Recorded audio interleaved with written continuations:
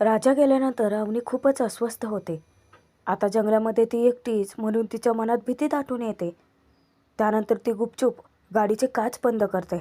गाडी लॉक वगैरे आहे का हे आधी कन्फर्म करून घेते आणि त्यानंतर डोळे झाकून ती देवाचा धावा करत असतानाच राजा येतो.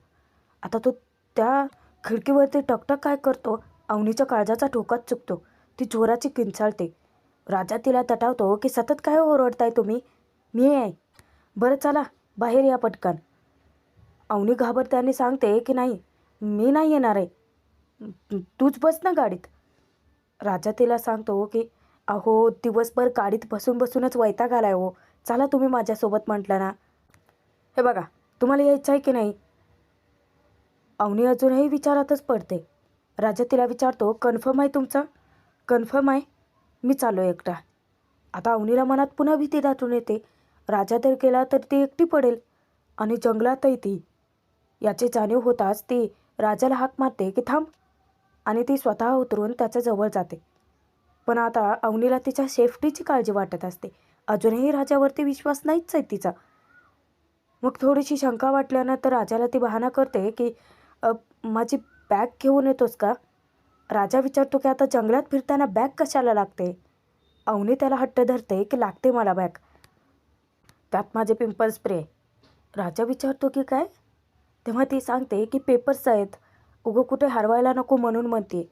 राजा जेव्हा बॅग आणायला जातो ना, तर अवनी भला मोठा दगड आपल्या हातात घेऊन ठेवते.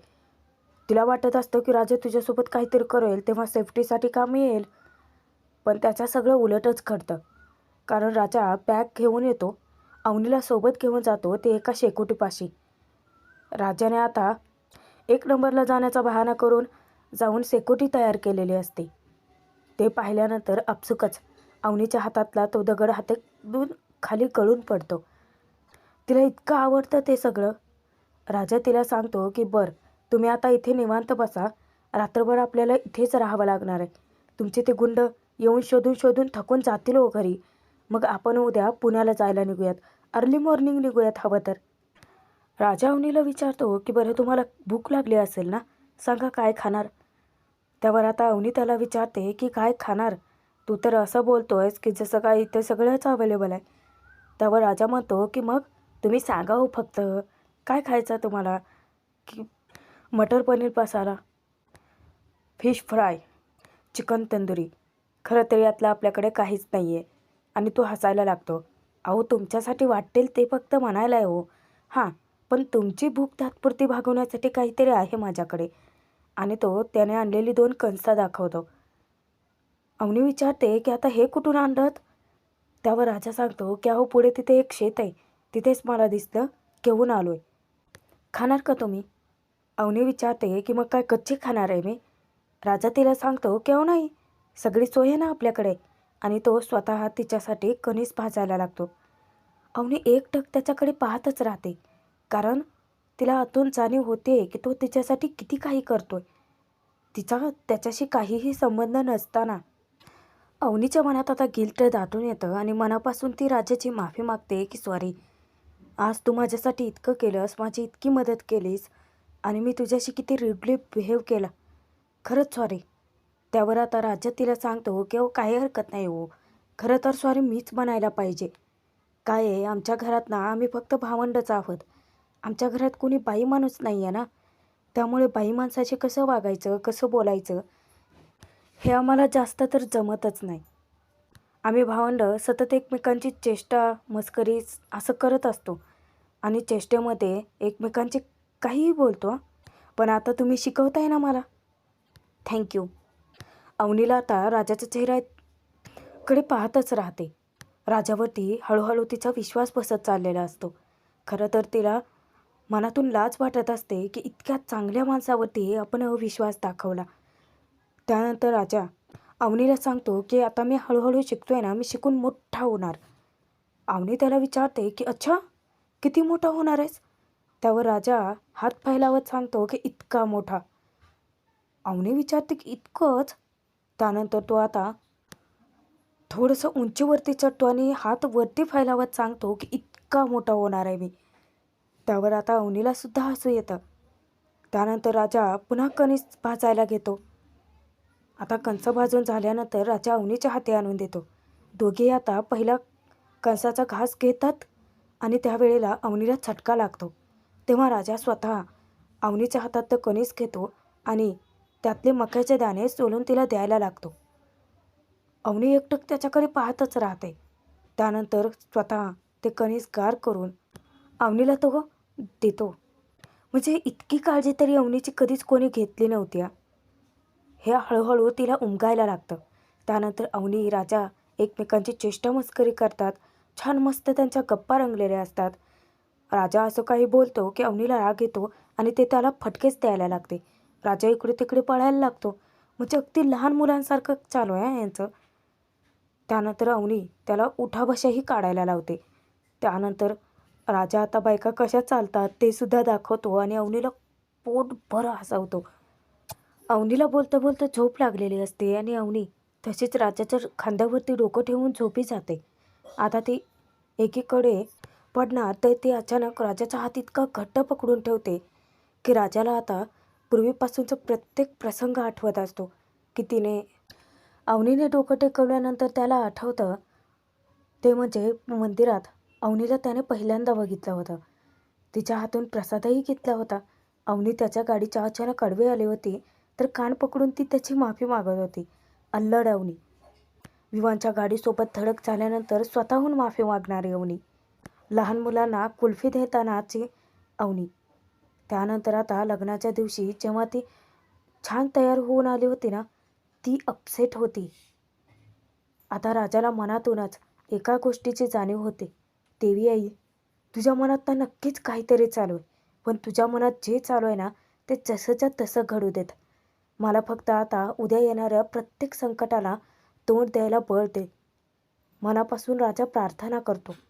इकडे यशा, धन्या, पाण्या तिघेही इतके पॅनिक झालेले असतात की आता त्या राजाला कुठे शोधायचं जाऊन ते त्यांना कळत नसतं. त्यावर आता पाण्या विचारतो की यशोदा, तू बोल काय करणार आहेस की नाही, नाहीतर मी जाऊन शोधून आणतो त्याला.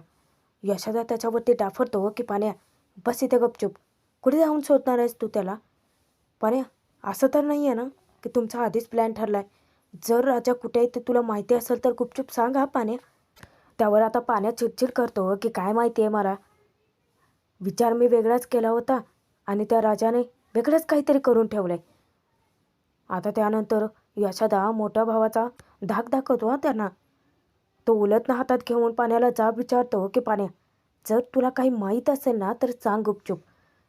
त्यावर पाण्या चिडचिड करतो की काय राजादा, सॉरी काय यशोदा, आधीच वातावरण टाईट आणि तू करून राहिला फाईट आमच्याशी, याला काय अर्थ आहे यार. इतक्यातच नमी येते आणि नमी खुणावत असते, यशा, राजा राजा. आता त्यांना कळतच नसतं की ती राजाबद्दल काय बोलण्याचा प्रयत्न करते. पण इतक्यातच आत्या आणि तो दत्तू काका टपकतोच की येऊन आता दोघेही नमीला फायलावर घेतात की तू काय करून राहिली इकडे आणि याच्याशी कशाला गप्पा मारतेस का. पण इतक्यातच आता जबरदस्त एंट्री होते चंद्रकांतची. चंद्रकांत येता क्षणी आता आत्या आणि दत्तू काकाला आनंदाच्या उकळ्या फुटतात. चंद्रकांत महेश गुंडांसमेत जेव्हा तो गाडीच्या खाली उतरून समोर येतो ना, तेव्हा सगळ्यांच्या हातात कोयतं आणि कुऱ्हाडीच असतात. चंद्रकांतच्या हातात बंदूक असते. पाहिल्यानंतर यशाच्या काळजाचा ठोकाच चुकतो आणि लगेच आत्या तिथे आग लावायला हजरच होते की साहेब आलात का तुम्ही, ही ही ही हेच ते राजाचं घर आणि ही त्याची भावंड आहेत बघा. त्या राजाने तुमची पोरगी पळवली ना, मी स्वतः फोन करून तुम्हाला बोलवून घेतलं. चंद्रकांत विचारतो की अच्छा ती तू आहेस का. त्यावर आता यशोदा सांगतो की आत्या अगं असं काय करतेस. त्यावर सुरुवात त्या लगेचच फेटाळते त्याला की कोण आत्या, कुठली आत्या, कुणाची आत्या, काय संबंध तुझा आणि माझा. साहेब एक नंबरची लुच्छीन लपंगी आहेत ही पोरं. चंद्रकांत तिथे धमकावायला लागतो की बऱ्या बोलाने सांग मला की तुझ्या भावाने माझ्या पोरीला कुठे पळवून घेऊन गेलाय. यशोदा तिथे सांगतो की साहेब मला नाही माहिती.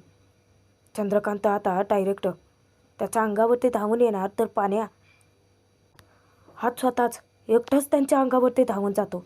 यशोदाला आता ढकलत बाजूला नेतो की पाण्या गपचूप बस, तोंडाने बोलतायत ना ती, शांत हो. त्यानंतर यशा वातावरण शांत करून बोलण्याचा प्रयत्न करतो. पण चंद्रकांतला ते खरंच वाटत नसतं की या राजाच्या घरच्यांना पण काहीच माहीत नाही आहे. आणि चंद्रकांत तिथे यशाची कॉलर पकडतो. पाण्यात धनं चवताळून उठतात, पण महेश आणि बाकीचे गुंड त्यांच्या अंगावरती धावून जातात. आता तिथे मोठा राडा होणार, हाणामारी होणार. त्याआधीच अचानक अण्णांची जबरदस्त एंट्री होते. अण्णा येऊन आता त्यांना ताकीद देतात की कीप डिस्टन्स. माझ्या पोराला टच तर मग तुझं टू मच. त्यानंतर अण्णा समोर येऊन चंद्रकांताला धमकी देतो की माझ्या पोराला टच करायची हिंमत कशी झाली रे तुझी. आणि ते डायरेक्ट चंद्रकांतची कॉलरच पकडतात. त्यावेळेला चंद्रकांत हात झटकतो आणि अण्णांच्या डोक्यावरच बंदूक ताणून धरतो आणि विचारायला लागतो की बोल, तुझ्या पोरानं माझी पोरगी पळवली, कुठे ठेवली आहे तिला. तेव्हा आता नमी त्या सगळ्याचा व्हिडिओ रेकॉर्ड करत असत्या, तेही सगळ्यांच्या नकळत. तिथे अण्णा वेड्यासारखे चंद्रकांतवरती हसायलाच लागतात. तेही इतक्या मोठ्याने की अरे चांगलं आहे ना मग की माझ्या पोरानं तुझ्या पोरीला पळवलं. अरे मग हॅपीनेस हिअर अगेन. म्हणजे दांगटांच्या घरी आनंदी आनंद आहे. आणि ते नाचायला लागतात की माझा राजा लग्न करून येतोय म्हणे. पण आता अण्णांना त्यांना सांगतो की अण्णा कशाला उगाच तसला विचार करताय, असं काही होणार नाही आहे. खरं तर त्या या पोरीच्या या बापाला तिच्या स्वप्नांची काही पडलेलीच नाही आहे. तिच्या मनाविरुद्ध लग्न राहून राहिले होते ते. ती मरायची भाषा करत होती म्हणून राजादाना आपल्या तिची मदत केली. त्यावर आत्यामध्ये पडते आणि धान्यालाच शिवाय घालायला लागते की तुताडे काही कशाला सांगतोस रे. आता चंद्रकांतला ती वाढीव करून काहीही सांगते आणि दांगटांच्या विरोधात ती भडकवण्याचा प्रयत्न करते की साहेब, ही दांगटांची पोरं आहेत ना, ते गुडघ्याला बाशिंग बांधून तयारच आहे हो. आणि तो राजा तो तर एक नंबरचा मावाले. कुठली पोरगी दिसली का तिच्या मागेच असतोय मंगळसूत्र घेऊन. आता हे सगळं प्रकरण यांच्या गळ्याशी आलंय ना, म्हणून हा बुजगावण्या खोटं बोलायला लागलाय. या घराण्याला खोटं बोलायचीच सवय आहे हो. आणि दुसऱ्याच्या हातातोंडाचं आलेलं सगळं खायची. साहेब, या लोकांनी ना माझं हे घर लाटलंय, स्वतःच्या नावावरती करून घेतलंय आणि आता तुमच्या इब्रतीवरती काळा डाग लावायला निघालेत हे. आतापर्यंत शांत असलेले अण्णा तिला धमकी देतात की सुले, तुझं तोंड बंद कर, नाहीतर इथंच डोकं फोडीन. इकडे राजाच्या खांद्यावरती डोकं ठेवून झोपलेली अवनी अचानक जेव्हा जागी होते, अचानकच ती राजाला म्हणते की किती बरं झालं असतं ना, विवांच्या जागी जर तू असला असतास तर. राजाला धक्का बसतो आणि विजेचा झटका लागावा तसा तो अवनीपासून दूर जातो. तो विचारतो की पण मी का. अहो पण मी त्याच्यासारखा इतका श्रीमंतही नाही आहे, ना माझ्याकडे घर आहे, ना पैसा आहे, ना गाडी आहे. तुम्ही का माझ्याशी लग्न कराल. त्यावर अवनी विचारते की बरोबर बोलतोयस तू, विवांकडे पैसा आहे, घर आहे, गाडी आहे, पण खरं सांगू का तुला की त्याच्याकडे तुझ्या इतकं निरागस मन नाही आहे. अरे त्याच्याकडे तुझ्या इतका समजूतदारपणासुद्धा नाही आहे. खरं तर माझ्या घरातल्यांपेक्षा माझ्या स्वप्नांची कदर फक्त तुला आहे.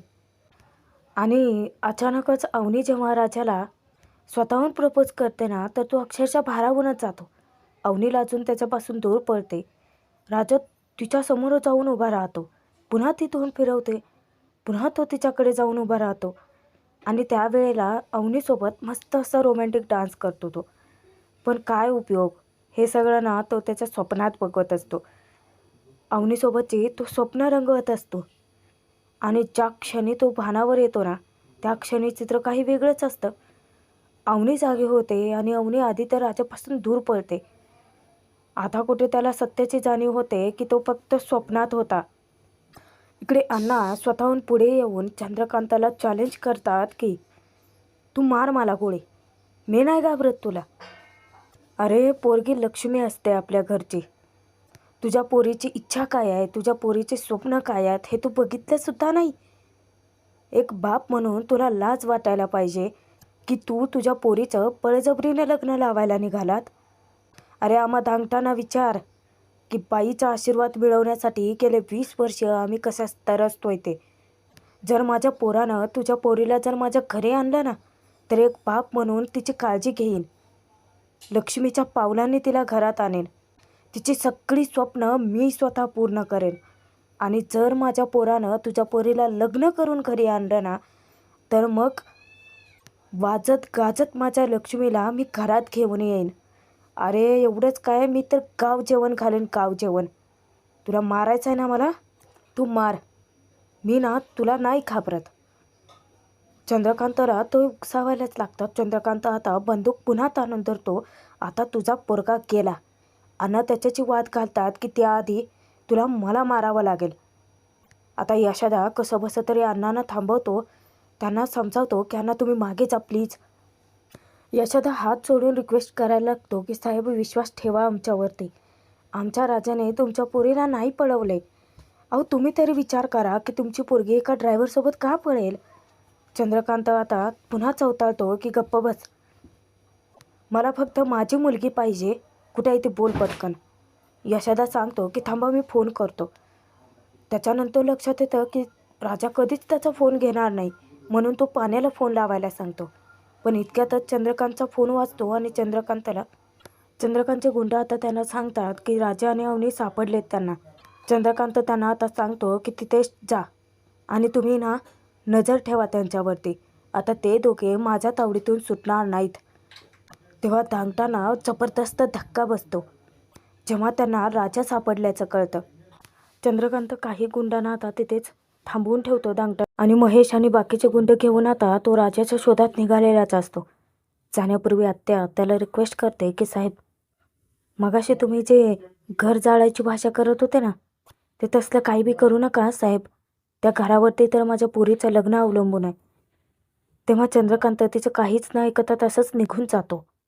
त्यानंतर दुसऱ्या दिवशी सकाळी अवनी जेव्हा झोपेतून जागी होते, ती तिचा हळद झटकून टाकते आणि पाहते तर राजा लिंबाच्या काडीने दात घासत असतो. अवनीला तो म्हणतो की घ्या काय तुम्ही तर आता नाही नाही म्हणता म्हणता चांगलं झोपी गेलात की. राजा तिला लिंबाची काडी द्यायला जाणार तर अवनी त्याला सांगते की नाही नको राहू देत, मी ब्रश आणलाय. अवनी बॅग चेक करते पण त्याच्यात ब्रश नसतोच. अवनीचा आता पचका होतो. राजाला ती सांगते की विसरली आहे मी. आता राजा जेव्हा तिला ती काडी देतो दात घासायला, अवनी ती खाते पण ती इतकं कडवट असतं की तिला कसं तरीच होतं. राजा आता म्हणतो की वा नाही म्हणजे मी तुमच्या घरच्यांच्या आयुष्यात आता इतका कडवटपणा आणलाय ना की त्यांना चांगलंच गोडगोड वाटेल. अवनी त्याला आता सांगते की गप्प बस आणि अवनीची झालेली फजिती पाहून त्याला इतकं हसू येतं. पण प्रेक्षकांनो भाग इथेच संपतोय. आता पुढील भागामध्ये चंद्रकांत काही गुंडांना घेऊन राजापर्यंत पोहोचतोच.